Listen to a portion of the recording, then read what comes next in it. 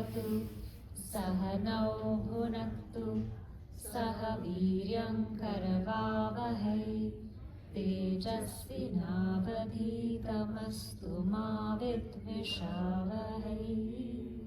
Om Shanti Shanti Shanti.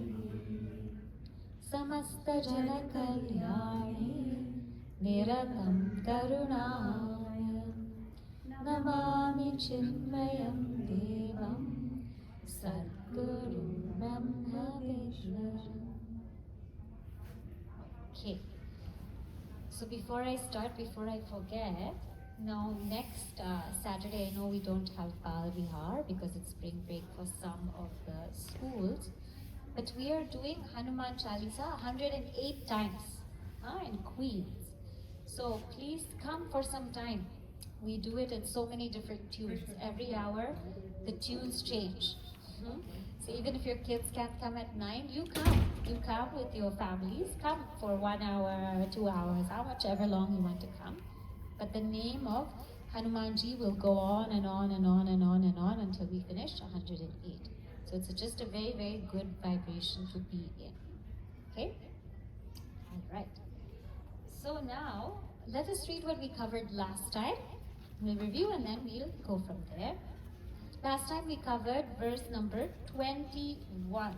So it's on my page 63. So let us read that verse. Kripaya bhutajam dukkham daivam jahyat samadhina atmajam yoga viryena nidram sattva nishevaya. So last time we saw how to overcome these different obstacles, different levels. So bhutajam, with people, if there is people who are causing sorrow around us. There are people causing sorrow around us. There are things that are causing disturbance around us. How do we deal with that? Kripa, compassion. So last week we spoke all about what compassion means. Means being able to really understand the other person. Not pity them, not feel bad for them or sad for them, but actually be in their shoes and understand. Next is Daivam Jahyat Samadhina. If there are all of these unforeseen things that happen, could be a typhoon, a hurricane, an earthquake, things which are beyond our control, how do we deal with that? Be part of the solution instead of being part of the problem. Atmajam Yoga Viryena. If there are things that are disturbing us within, inside, the mind is very, very disturbed, how do we find strength? Identify with something that is higher and greater. If there is something that's troubling me at the body level, identify with the mind. If there's something that's troubling me at the mind level, identify with the intellect. Bring the teachings of the scriptures to the mind. If there's something troubling me at the level of the intellect, go to the Atman, the witness of all. And in that we find immeasurable strength. And how to deal with nidra, with sleep? Satvik habits. Sattva nishevaya. So these are some of the ways to continue to purify ourselves. Now today we will see verse number 22. So I will chant and then you please repeat. Rajastamascha sattvena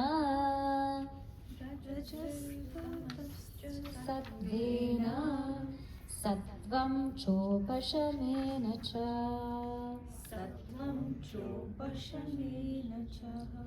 etat sarvam gurau bhaktya purusho yanjasa jayet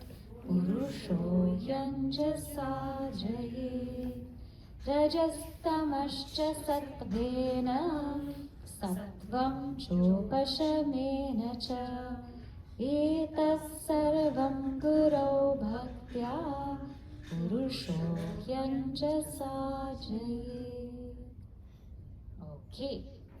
So, how many of you have heard of the three gunas? Sattva, Rajas, Tamas? Just by a show of hands? Okay, alright. So, some of you have heard of them. So, Rajas, Tamas. Rajas and Tamas can be conquered by Sattva.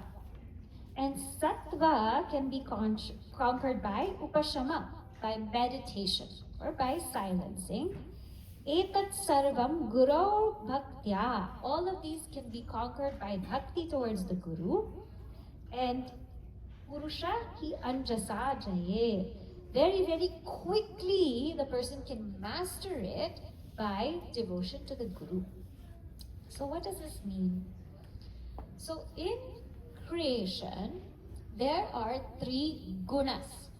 Gunas means texture, quality. There are three qualities that we see in the entire creation. This is in everything. This is in plants, in animals, in times, in places, in food, and in people also, in people's minds. These three qualities, they are called Sattva, Rajas, and Tamas. Sattva means that quality of purity, alertness. Rajas means that quality of dynamism, activity. Tamas means the quality of inertia. So they're called Sattva, Rajas, Tamas, or Sattvik, Rajasic, Tamasic. And as I said, in and through all of creation, these qualities are there. For example, what is the Sattvik time of the day? 4 a.m. Between 4 a.m. to 6:30, that is called the Sattvik time. That's called Brahma Muhurta. In that time, the mind is very calm, fresh, alert, pure.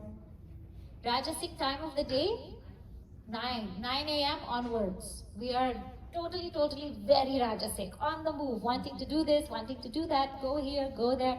The mind starts to move a lot because it's a Rajasic time of the day. What happens after lunch? Better not have a meeting. Tamasic time of the day, correct? We are so dull and sleepy, right?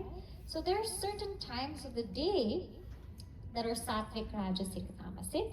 There are certain foods that are Sattvik, Rajasic, Tamasic. Certain vegetables and fruits, they are Sattvik. They're raw, healthy, nutritious. Or foods like dal, chawal, roti, these are Sattvik. Rajasic foods are coffee, chocolate, sugar, thing that gets the mind very active. Tamasic food is like alcohol, something that totally numbs the mind and gets it totally inert. So it's seen in foods, it's seen in times of the day, it's seen in animals also. There's Sattvik animals like a cow. There's Rajasic animal like a monkey. Monkey is very, very Rajasic. There's a Tamasic animal like a buffalo. So, and it's not that each one thing can only be Sattvik or Rajasic or Tamasic. We're a combination of these three, but one of them is predominant in our nature. Gurudev Swami Chinmayanandaji gives us a very beautiful example. He says it's like coffee. The coffee has 3 ingredients, right? It has milk and sugar and coffee powder. If there's more coffee powder in your coffee, then you know you're in Madras, you're in Chennai, right? And if there's more milk in your coffee, you are in Punjab, correct? And if there's more sugar in the coffee, we are in Gujarat. So he says like that, depending on how people like their coffee, all 3 ingredients are there, but one is predominant, right? In our personalities also, all of these 3 are there, but one is predominant. And here, as spiritual seekers, we want to be in a place where Sattva or the Sattvik tendencies are predominant. Because the mind, which is predominantly Sattvik or pure, that mind can absorb knowledge easily. that mind can walk the spiritual path easily. So now, today I'm going to go into the Bhagavad Gita a little bit, and this is pulling from chapter 14. Chapter 14 is all about the three gunas, Gunatraya Vibhaga Yoga. And I'll just pull a few verses from here so that we can see what is Sattvik mind like, what is a Rajasic mind, what is a Tamasic mind. This is all in us, but it's good to see what our minds are like. Right? So I'll read the verse and then I'll explain. This one explains a Sattvik mind. Sarvadvareshu dehesmin kasha upajayate jnanam yada tada vidyad vivridham sattvamityuta. So, sarvadvareshu dehesmin prakasha upajayate. Know a sattvic person or a sattvic mind when in all dwaras, means in all, by the mind and through the senses, prakasham upajayate. There's actually clarity. There's absolute clarity through the mind and through the senses. What is an example? A sattvic person basically is able to absorb knowledge as it is. Now tell me, how many times have we misread a parking sign? It said no parking Tuesday 7 a.m. to 9 a.m. and then we misread 7 p.m. to 9 p.m. We totally misread it, right? So when we misread things, that shows our lack of alertness. A sattvic mind, what they read, they register. Huh? Many times we make mistakes also with our flight timings, especially if we're going to another country, if we're going to Bharat, and then we say we're landing on the 25th. Oh, but no, it's 26 because it's one day extra, right? So many times we've done things like this where we misread things because we're just not alert. So a sattvic mind is that which can read something and then be very alert about it, understand it clearly. How many times were we in the elevator in our apartments and we are going down to the lobby, but because we're not paying attention, if the doors open on the 5th floor, 4th floor, we go right out. Correct? It's because we completely missed it. So sattvic mind is alert and attuned to this. In hearing also, many times in the subway, we don't listen to what's going on. So if they say, oh my gosh, this train is running express instead of local, we don't listen to it, and then we completely get misguided and we go somewhere else, right? So a sattvic mind pays attention. So what they see, they're able to absorb. What they hear, they're able to absorb. And the mind is so pure that if they listen to anything, they can remember. Many times we listen to something, we watch something, we go somewhere, then somebody asks us, oh, what happened? What did you do there? And we're like, oh, it was good. But what did you do there? Oh, we just hung out. But what happened, right? We can't remember.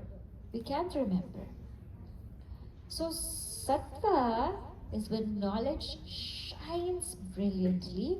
It's when the mind is so pure and steady, and it is when we are actually our best selves. Because tell me, when are the best decisions made? Are they made in a very active mind or inert mind? No, they're made in a quiet and calm mind. Our most creative self comes not in a rush. Rajasic, they're always in a rush. Tamasic, so inert. But creativity peaks at Sattva. So creativity peaks, clarity peaks, our deep calmness peaks. All of these peak when the mind is Sattvik. So if I have to make a very important decision, wait till the mind is in Sattva. Then respond. Because from Rajas or Tamas, the mind will be highly volatile. Right? So when this happens, know that we are in Sattva.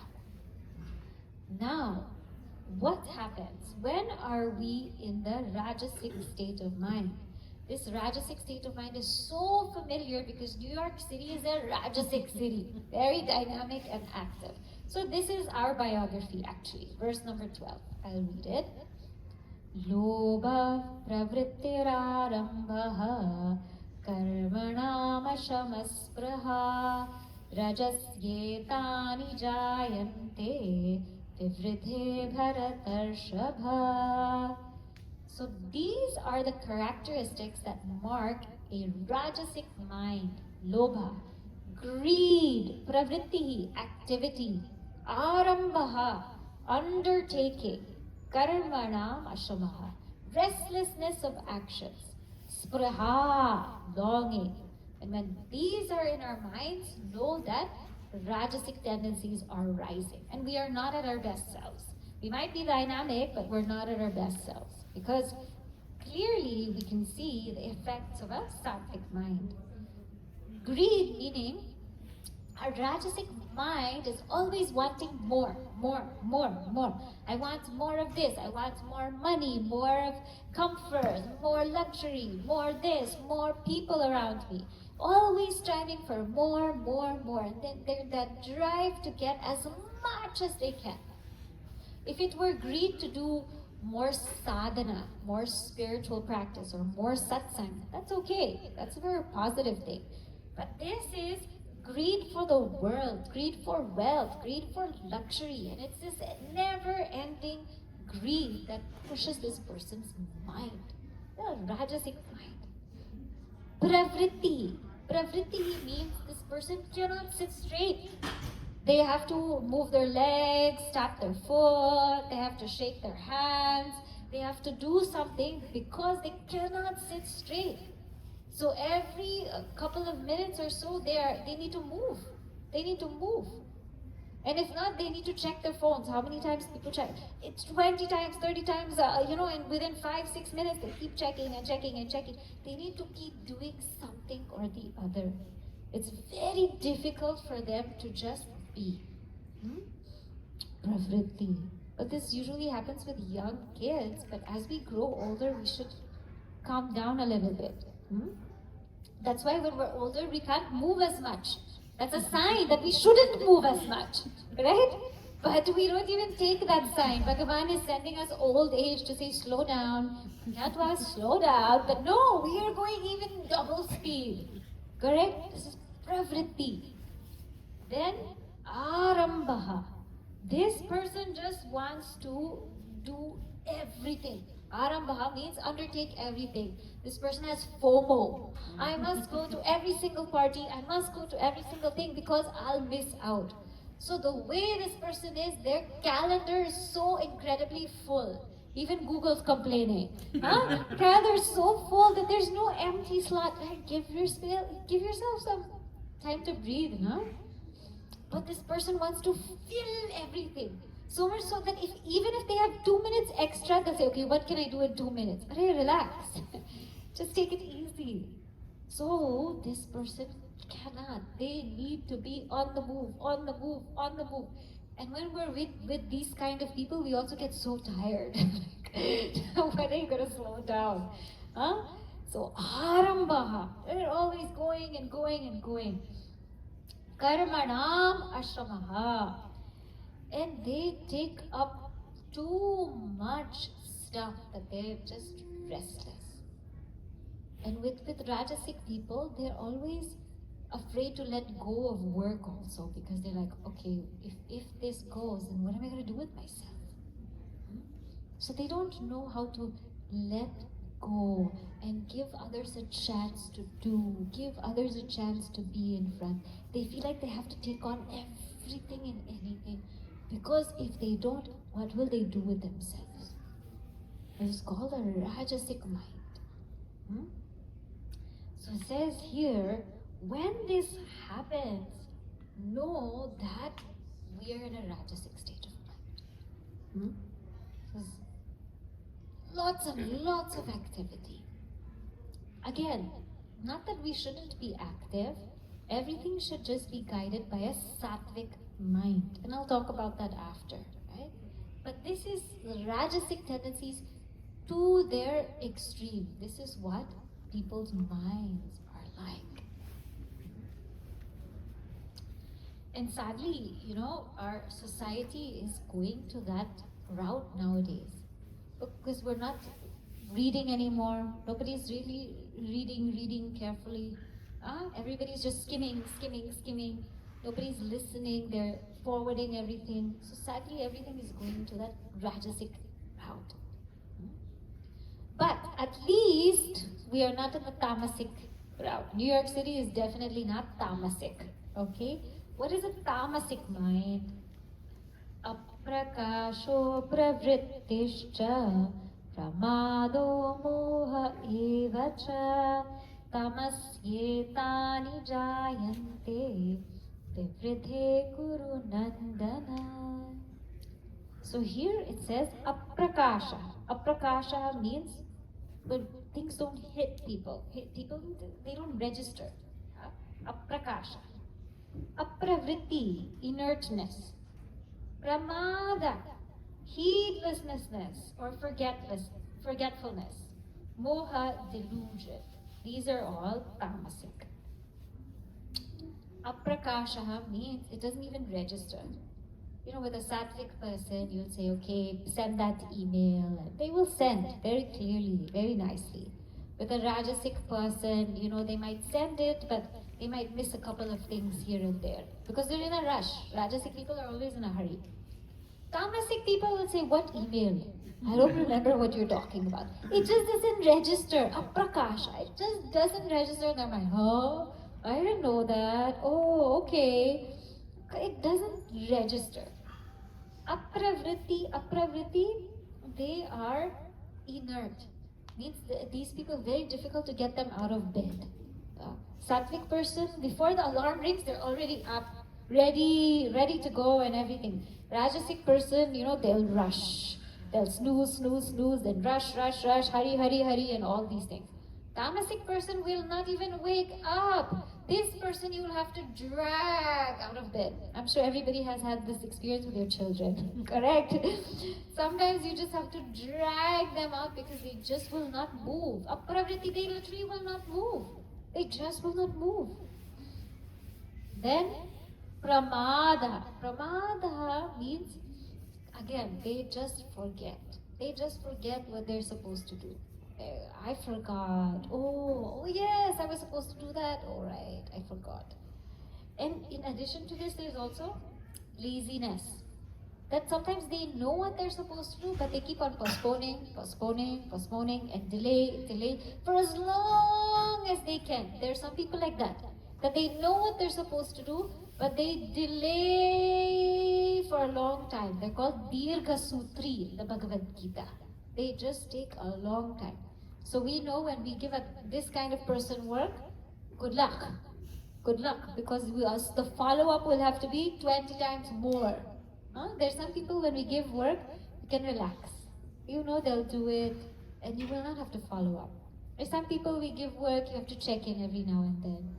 There's some people that you will have to check in n number of times because they just will not move. This mind is called Tamasic. And moha. Moha means they're so deluded, they're stubborn. Tamasic people tend to be quite fanatic. Means when they think of something, they just hold on to it without considering other perspectives. If this is their belief, that's their only belief. They're not going to open their minds to other possibilities because that's just it. So they often take a part of something and make that the whole thing, and that's all they see. This is where a lot of religious fanaticism comes into play. A lot of people who think that their way is the only way. This is a Tamasic mentality. Swami Chinmayanandaji gives a very nice example of somebody who's super Tamasic. And he says, let us say you're in Bharat, or India, and you get lost. Now, what happens when you get lost in Bharat? Everybody will just say, Aage. You just go straight ahead, aage. That's it. It's aage. You'll find it. Correct? Now this person is so lazy that somebody asked him for direction. He's smoking a cigarette. And because he's smoking a cigarette, he doesn't even want to talk. So instead of talking, he'll just say, like that. He'll just nod his head. That's how Tamasic he is. He won't even talk, he won't even do anything, he'll just nod like that. That's where you go. So sometimes our minds, they waver in these three aspects. But clearly, for a spiritual seeker, or even to be a great and efficient person in the workplace, with our families, in our relationships, the mind should climb to Sattva. So from Tamasic mind, move into a Rajasic mind. So if people are not moving, they're very inactive, what do they need? They need work. They need lots of work. They need a full schedule, because people who are inactive, who are lazy, who are forgetful, they need a lot of work to get them to move. But when somebody is highly Rajasic, it's too active, then they need a great deal of Sattva to get them to slow down. Slow down. Exercise. Go for a walk. Meditate. Think. Have some time where you just shut off your phone and notifications. Just be. So for that, Sattva is absolutely necessary. And we cannot bypass that. If we want the realization of the truth, if we want the realization of the self, then we have to first aim for a Sattvik mind, whereby knowledge shines forth, we make the best decisions, we are the calmest we are the most content, we are the most creative, and we are also happiest in a Sattvik state. If you see those times in your life, when were you happiest? It won't be when we were dull or inert, or it definitely won't be when we were in a rush to go here and move there. It will be when we were just calm. So to get the best of life, that mind first has to come to a Sattvik state. Now, this Sattvik state is not enough, because remember, the Atman is beyond the mind. So even this Sattvik mind has to be transcended. So when we say upashama, we mean a couple of things. One is that Sattvik mind can develop a Sattvik ego, whereby the mind is so calm, so cheerful, then the person says, yeah, I'm such a Sattvik person, I'm such a cheerful person, I'm such a calm person. Or that mind attends so much Satsang, and the person says, yes, I attend so much Satsang, I'm such a great devotee. This is called Sattvik ego. And this is a danger for a seeker, because it's boosting the ego. So the upashama here, that meditation means, know that you are not that Sattvik mind also. Know that you are the Atman, which is beyond that mind. So also transcend the mind. The first part of meditation, which we see very commonly in so many places, is about quietening the mind. So people do a body scan, people do a breathing exercise, people focus on a deity, or people just calm themselves. That all is very good. But the second part of meditation is transcending that very mind. Because even that Sattvik mind, we are not that. We are the Atman. So upashama, one meaning is transcended through meditation, transcended through knowledge. Know that I am not even this mind. Who is able to do that? The one who has a Sattvik mind. The one who has a Sattvik mind can transcend the mind. The one who has a Tamasic mind or Rajasic mind will have a very great difficulty doing so. The other meaning of upashama is that this mind has become sattvic, and now detached from the sattvic mind, because the personality has become naturally sattvic. There's no need to count, no need to say, I have a sattvic mind, or I am a great devotee, or I am a great, sevak or sevika. No need to do all of that, because now goodness has become one's nature. That sattva has become one's nature. So there's no need to even identify with the mind. There's no need to even keep that mind, because your nature is goodness now. And in chapter 14, this is called Gunatita, the one who is transcended the three gunas. Right? So move from a tamasic state to a rajasic state to a sattvic state, and even go beyond that sattvic state. Now somebody asked, this is tough. This is tough to work on myself, to be alert, to introspect. This is a tough journey. Can you give me a method by which easily everything will be accomplished? So here in the book, it says, yes, there's a method, and that method is Guru Bhaktya, devotion towards the Guru. What does this mean? See, in life, in the spiritual path, there are two kinds of ways to deal with it, right? One is to be like a kitten, and one is to be like a monkey. Huh? What do we mean? See, the monkey, when the mother of the monkey takes the baby monkey has to hold on for their dear life. Huh? The mother will just jump here and there, go here and there, but the baby monkey has to hold on for their dear life, otherwise they're gonna fall. But there is also like the mother cat. What does she do? She just picks up the kitten doesn't have to do anything. She just picks up the kitten and she moves, and the kitten is nicely relaxing, but the entire control is on that mother cat. Huh? So like this, in the spiritual path, there are two ways. One is, we become like the monkey, that baby monkey, where we work on ourselves. We work on ourselves, we make an effort, we change, we do all of that. But a lot of people feel that they just want to be a kitten.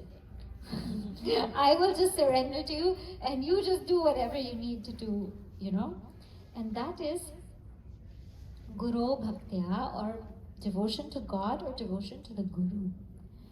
When somebody is connected to, let us say, a form of God, or to a lineage of Guru, one of the easiest things they do is just surrender. Just surrender, now you tell me what to do. I can't think, I can't think, because it is too much work. I don't want to think. I don't want to do all of this working on myself. I don't want to do any of that. I'm just going to surrender to you, and you tell me what I have to do, and I will do it.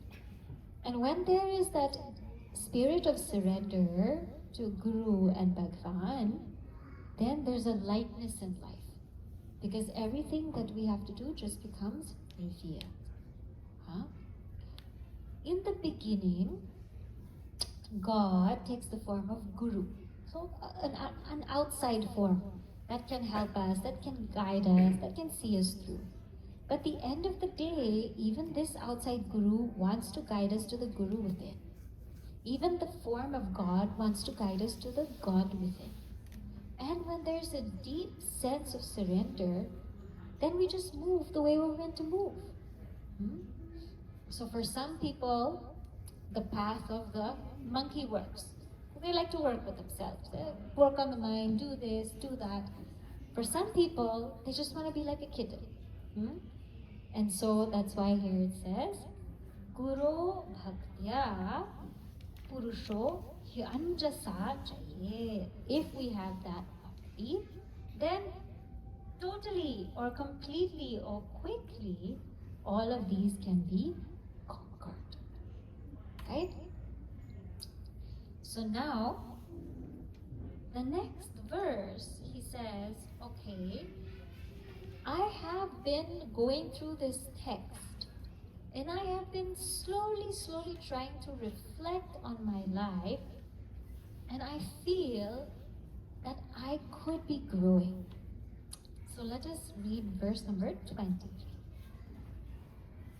Upadeshamimam nityam Upadeshamimam nityam Vimrashami punah punaha Vimrashami punah punaha Shamanam cha prapashyami Shamanam cha prapashyami Malanam tu shanai shanai Malanam tu shanai shanai Upadeshamimam nityam Vimrashami punam punaha Shamanam cha prapashyami Malanam tu shanai shanai.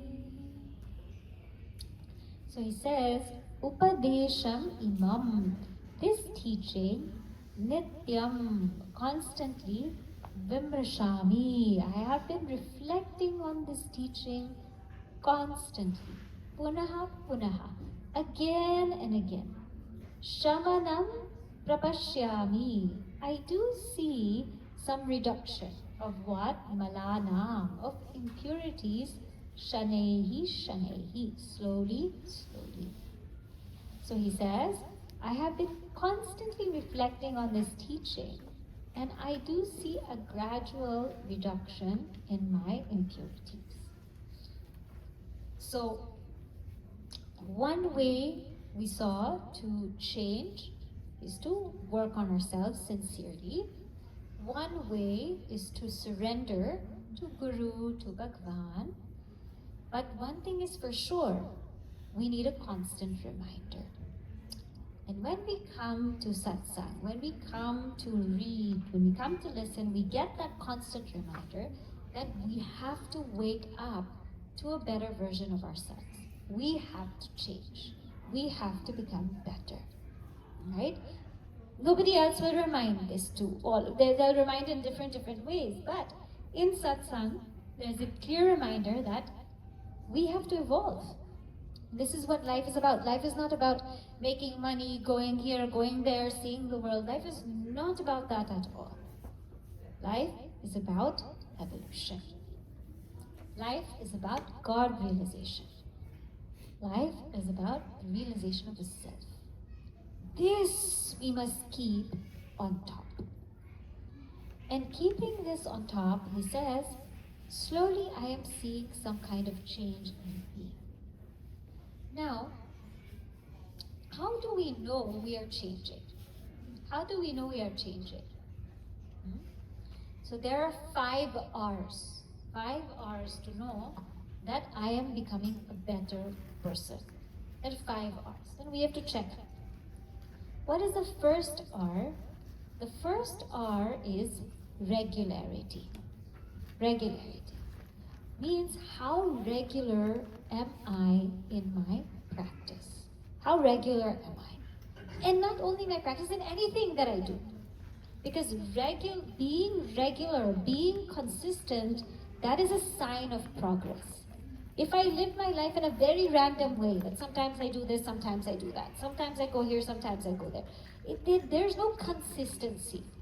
There's no, it is like Swami Chinmayanandaji gives an example that one foot is going forward, one back, one left, one right. Where is that person moving? We don't know. So regularity means how regular am I in my routine, in my spiritual practice, in the things that I've committed to. How regular am I? And if I am regular, especially in satsang, in pursuing this truth, then I am progressing. The second R is the recurrence of my issues have come down. Recurrence of my issues. So let us say that I have an anger issue. Before I would just scream and yell and go crazy. Now, I might not scream, but I'm still angry inside. So there's a reduction, right? So the recurrence of my negative issues or tendencies have gone down. Let us say if I have an issue procrastinating, I keep delaying and delaying and delaying. Now I have delayed for 1 month, now okay, I just do it for maybe 1 week. So there's a reduction. It is getting less and less. Because remember, we don't grow rapidly, right? Spiritual growth is not rapidly, it takes a long time. What's important is sincerity in the path. So, has that come down? The next one is, am I able to respond instead of react? So what is the difference? See, when we react, something is being put in front of us. Let us say, every day, God has given us quite a very dramatic life, right? Something or the other will happen. In everybody's life, in everybody's families, in everybody's, background, everything. So many things will happen. Now, when that happens to me, do I react? React means I don't think, I just act. I just, whatever's put in front of me, I just react. I react, I lose it, I don't think about it. I'm not thinking about the long-term consequences. Just in the heat of the moment, I need to get it out, and I just explode. Because I cannot take it. And I just react, just like that. Respond means I process it. It came, calm down, process it. Think about it. Now what is the proper response? What is the proper response for long term? That's going to see this through long term. Have I taken all of the angles into account? Is that person feeling okay? Maybe they're having a bad day, maybe something wrong is going, that's why they're speaking like that. Am I able to pause? Just delay, just take a moment. And then after thinking of all of this, then respond in a proper way. Right? And if we need more time to respond, just say, I need to think about it, I'll get back to you. We don't need to respond to everything right away.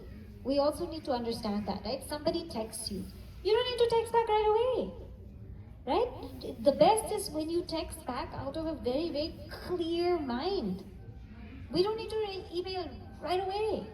We have to come from the realm of clarity. So have my reactions turn to responses. Or am I still reacting? If something is in front of me, am I still losing it? Am I still reacting? So what was the first one? Regularity. Right? What is the second one? Recurrence of my negative tendencies. They've gone down to a great extent. Third is respond instead of react. There was one episode I read. There was a father, and he had one son. He was 15 years old.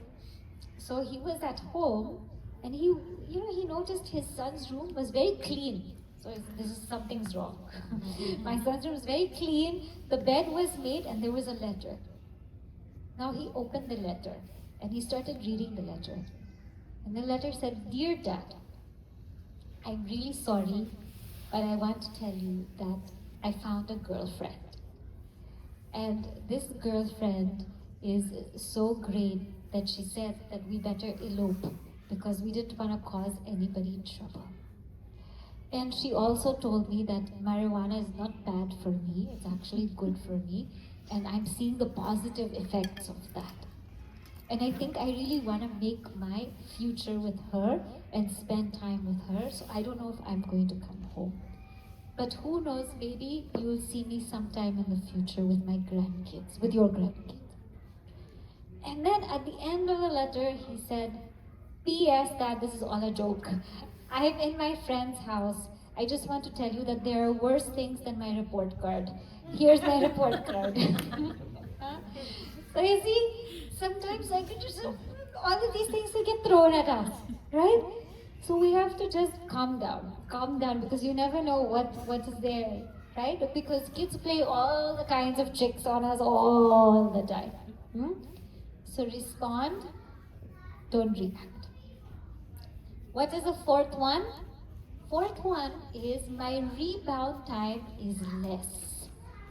Meaning, as a spiritual seeker, I may fall on the path. I may fall. I may have a hard time. I may lose my temper. I may procrastinate. I may do something wrong. But how quickly can I get back up? If I can get back up very quickly, then I am growing. Then I am growing. So my rebound time is less. If it takes me long time to get back up, then there's an issue.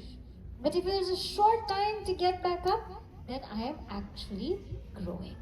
So my rebound time is less. And the fifth thing is, am I being reflective of my thoughts, my words, my actions? Because sometimes we don't think about what we have done. We just go by, okay, today and then tomorrow and then day after and then day after and then day after. We keep just going through the day just like that, so fast, so quick, that we don't take a moment and say, okay, how have I done so far? Am I going where I need to go? Is this the right way to live? Is this the right way to do things? So we become more reflective about our lives. When these things happen, then we are growing. And we are growing. So one is when we become regular in what we do. Second is there's less recurrence of the issues that are happening. Third is I'm able to respond. Just respond. That's all. Fourth is my rebound time is less. If I lose it, it takes me less time to get back up. I can get back up easier. I don't have to sink, and then get back up. Now I can bounce back even quicker. The fifth one is, I'm starting to become reflective about my life. Just pause, just think about it. Because otherwise we keep doing the same thing again and again and we're living like robots. We don't know what life is about. We don't know where we're going. We don't know what we're doing. We're just doing it. Everybody's doing it, so we're just doing it. Did we stop and think, what is all of this? Why am I doing all of this? So here, when he says, this teaching I have been reflecting on, he's been thinking about it. And he says, slowly I see that these impurities have come down. And this is a growth for a seeker. This is a growth for a seeker. When we actually see that all of these things, impurities have come down and we're starting to rise above it. This is when we start enjoying spiritual life. Because spiritual life is meant to be enjoyed. It's a very beautiful thing. It's a very beautiful thing to be okay wherever we are. It's a very beautiful thing to be able to pick ourselves up if ever we fall. It's a beautiful thing to be regular. And it's a beautiful thing to respond appropriately and treat everyone with respect. So spiritual life is actually a beautiful life. That is when we enjoy most. This Vedantic teaching is not, oh, life is so serious and I have all of these things to do, but really, the people who are spiritual, they enjoy life the most. Because they exude this calmness in their very being. That is where we want to be. Right? So today we'll stop here. We'll take the remaining verses when we resume again. Anyone have any questions or anything like that about today's session? Or any comments? Yeah? One thing is this Sattvik time, the time in the morning, 4 to 6. Yeah. Is there any other time in the day? Is there any other Sattvik time of the day? Sure. Around sunset is Sattvik time. So right before sunset, so usually around 4, between 4 to 6, in the evening. In the evening. That's a sattvic time. Yeah. Yeah. So if you want to, make sure that the things that really, really require deep thought, do them in sattvic times. They'll be very helpful. Yeah. Another question I had was, so this is like related to like WhatsApp groups. So Yeah. so in WhatsApp, some of these groups are like, some of them are fine, like, they're just posting some things.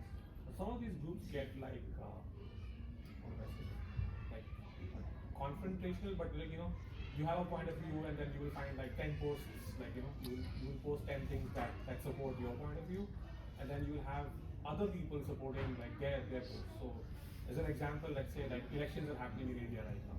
So there's like this, you'll see a whole bunch of like BJP posts which are like, everyone will be saying like, all the good stuff about BJP. Then there are people who will be saying all the negative stuff about BJP, and you are like in the middle of the group, and of course, like, let's say you have a point of view.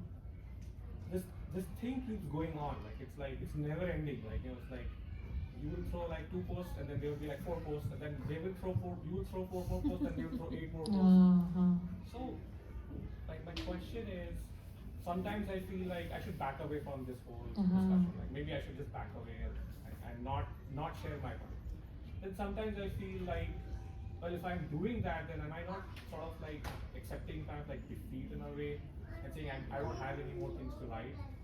So, this is in general. Like, this could be just, I'm just taking an example of this. It could be like Trump versus Biden. It could be like anything in our lives that are happening around these groups nowadays. What is your, what do you think? Like, how do you think, like, we should deal with it? Because when you feel that your point is heard, you feel like victorious. But when you feel like there's no one supporting you, or you don't get enough likes on that whatever you're writing, you feel like, oh God, this is not going anywhere. But this keeps going on. So, and this could be like expanded to other things as well. Like, in office, if you're having a discussion and you want your point to be heard, how do we like find a balance? And when do you say that, okay, like, as you mentioned, right, Tamasic mind is not open to others' thoughts. And then, so how do we deal with this? Or what do you think is a good way to deal with this? Just one thing I will tell you is we should speak out where it matters. Right? So be selective. Not that maybe we shouldn't voice out what we feel, but be selective where we voice it out. That might not be the best place to do so. Right? Where it matters, where there's a proper forum and where we're going to be heard, and that's where you speak. If not, if it's not that kind of forum, then it's just a waste of time. Right? Is it actually speaking to people who can do something about it? Then invest your speech there. But if it's just a conversation, it's not the best use of your time. Right? You want to be in a place, if you want to speak out about something, speak out to those who can act. Otherwise, don't speak. Because we don't need more talkers. We need doers. Right? Shivan, yeah? Quick question, going back to the time of the day, at times it feels the nights when everyone is asleep is the most peaceful time in the house. Yeah. So is that considered not sattvic? I mean, how do you combine? That, you see, for certain people, right, the environment overpowers the mind. So when we are in that situation, then go by the sattvic times of the environment. But for other people, when your mind is able to overpower the environment, when you can make your mind sattvic, when everyone's sleepy, then that's your time. And that's okay. It's just that those particular times the environment is conducive. It easily will glide into sattva. But if your mind is sattvic when everyone's gone to sleep, which is understandable, then that's your time. That's your time because you can freely think and freely do. No disturbance. There's no disturbance whatsoever.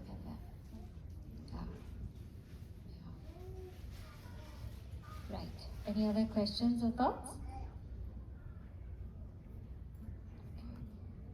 So for this week, just let's try to keep our minds in sattva.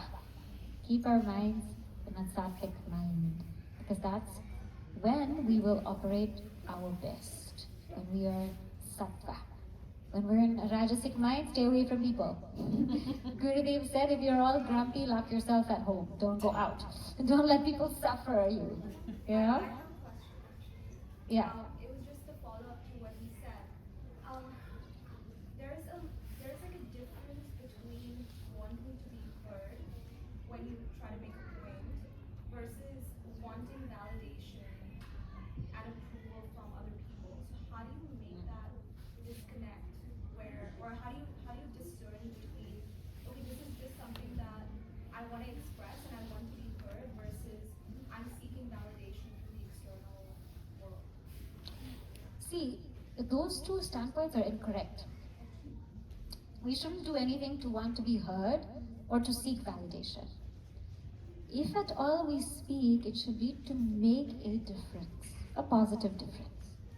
That's why we should speak. Because being heard is about our ego. Seeking validation is about our ego. But if we are speaking to actually genuinely make a difference, that is about the greater good. So it should be about that. But how do you explain that to maybe a teenager? Slowly get them into that what's important is not just us. What's important is not putting ourselves in front center. What's important is actually contributing to the betterment of society. That is how we should live actually.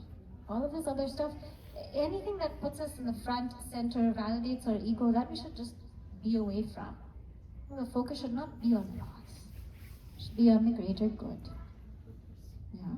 So any WhatsApps that you're part of, if it's not making a difference to contributing to the betterment of society, drop it. Don't waste your time. Right? There are beautiful, more beautiful things in life than that. All right. Om Purnamadav Purnamidam Purnat Purnamudachyate Purnasya Purnamadaya Purnamevavashishyate. Om Shanti Shanti Shanti.